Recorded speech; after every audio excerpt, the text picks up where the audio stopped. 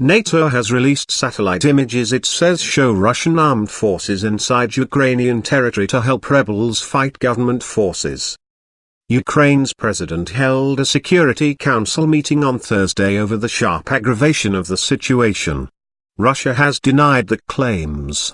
Earlier, rebels opened a new front in the south by seizing the coastal town of Novoazovsk.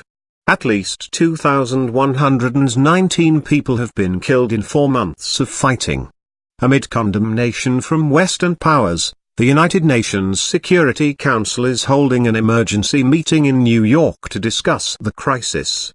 Significant escalation. NATO Brigadier General Igor Tak said more than 1,000 Russian troops were operating inside Ukraine, both supporting the separatists and fighting on their side. He told the BBC there had been a significant escalation in the level and sophistication of Russia's military interference in Ukraine over the past 2 weeks.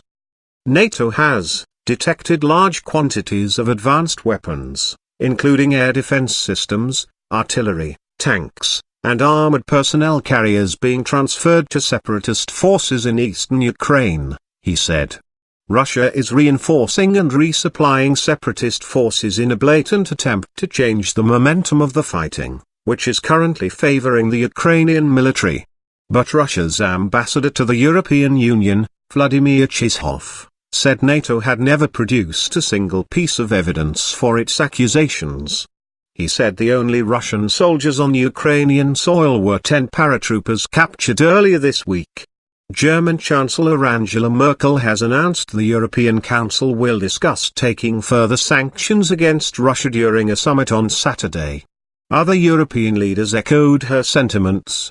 British Prime Minister David Cameron warned that if Russia failed to find a political solution, she should be in no doubt that there will be further consequences. Polish Foreign Minister Radoslaw Sikorski called the deployment of Russian troops an aggression and said international action was needed. French President François Hollande